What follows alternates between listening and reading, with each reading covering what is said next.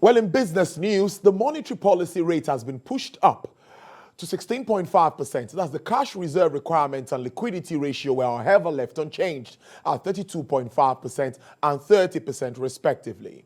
The Monetary Policy Committee says this is the best decision to take considering prevailing economic conditions. Lara Folayo has the report. The Monetary Policy Committee pushed up key lending rates by 1.5% at its last meeting in September, and it has once again increased it by 1% at its just concluded meeting. The committee feels its decision at the last meeting was beginning to yield desired results as inflation is gradually beginning to moderate. It feels holding is not right at the moment, considering an expected rise in spending during the Christmas season, as well as the forthcoming elections.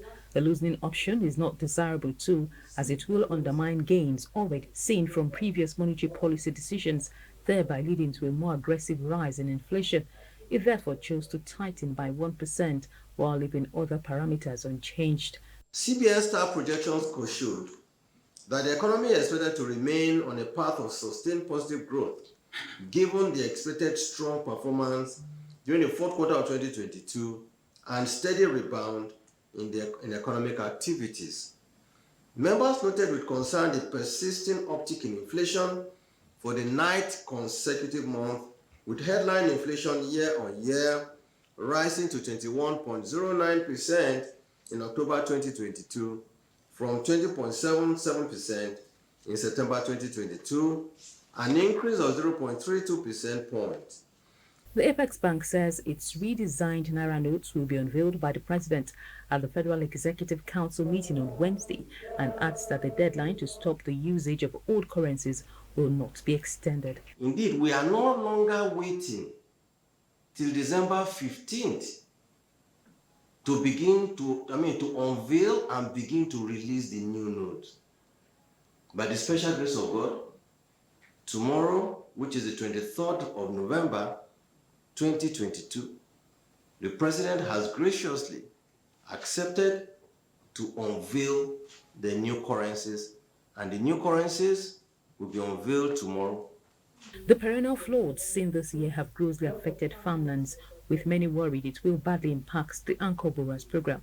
The Apex Bank, however, says it will continue to support farmers through its interventions and engage them aggressively in dry season farming to cushion effects of the production shortfall. It is also hopeful grains like rice and maize in the strategic reserves will help moderate food prices. Domestic output growth remains positive, and the committee urged the monetary and fiscal authorities to continue to align efforts for the benefit of economic growth and development. Lara Folayo, TVC News, Abuja. Meanwhile, the International Monetary Fund has faulted the Central Bank of Nigeria on its monetary policy, maintaining that the Apex Bank has been ineffective in its fight against rising inflation. In its report tagged, "How Fiscal Restraints Can Help Fight Inflation," the IMF wants the Central Bank of Nigeria to reduce its monetary policy rate in order to cushion the effect of inflationary pressure on households. The IMF also wants the federal government to tighten its fiscal policy through investments in critical sectors capable of putting the economy on a better path in the long term. The IMF noted that fiscal stimulus in the current high inflation environment will force central banks to slam on the brakes harder to curb inflation, despite elevated public and private sector debt. The Central Bank of Nigeria plans to unveil the redesigned Naira. Money supply, also known as M2, has risen to an all-time high of 50.58 trillion Naira in the month of October 2022. Well, this is also according to a statement from the Apex Bank money supply report, which is the total stock of money in circulating in the economy, which rose by 21.97% year-on-year from 41.47 trillion Naira in October 2021 to 50.58 trillion Naira in 2022.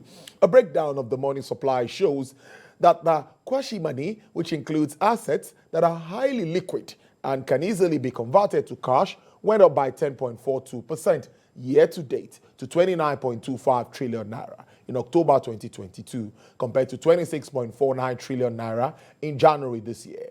Nigeria's central bank recently announced the redesigned production, release, and circulation of new series of 3 banknotes out of the existing 8 banknotes, comprising of the 200, 500, and 1,000 Naira denominations, respectively.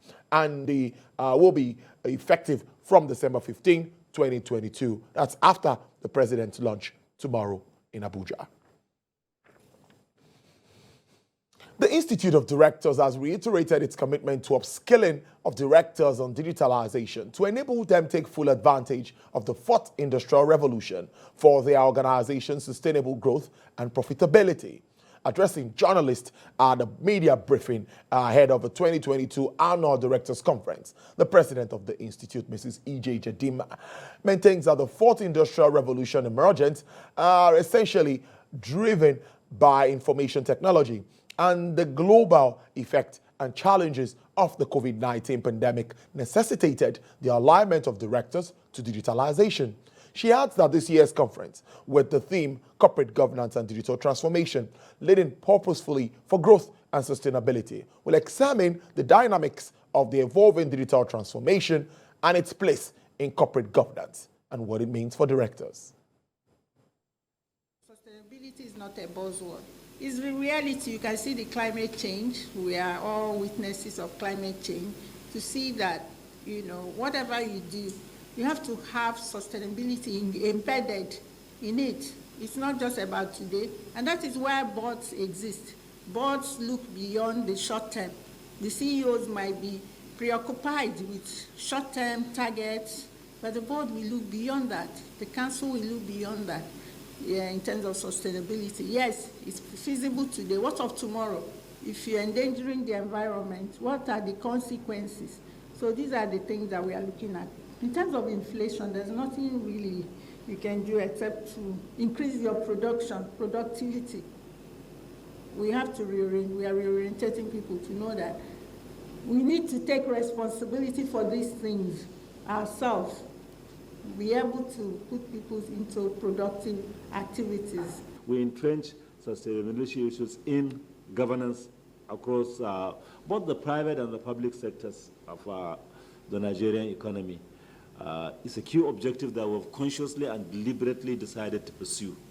So yes, and this is how, and there have been special initiatives that we have arranged special conferences over the last 2 years, special trainings or special discussion on sustainability issues.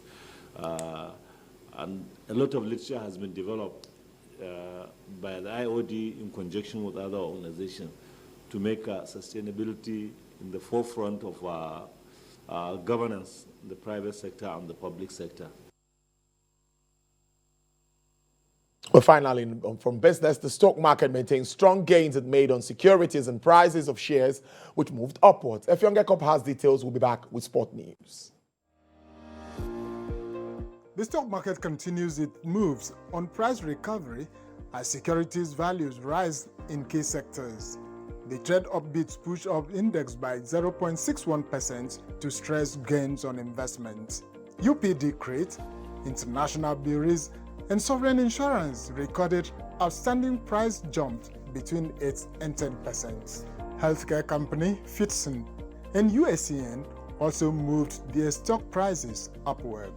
Downside traders were RT Briscoe, Charms, Presco, Sunu Assurance, and Chip PLC.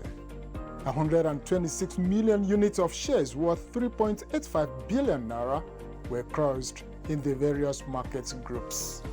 Effiong Ekop TVC News, Lagos.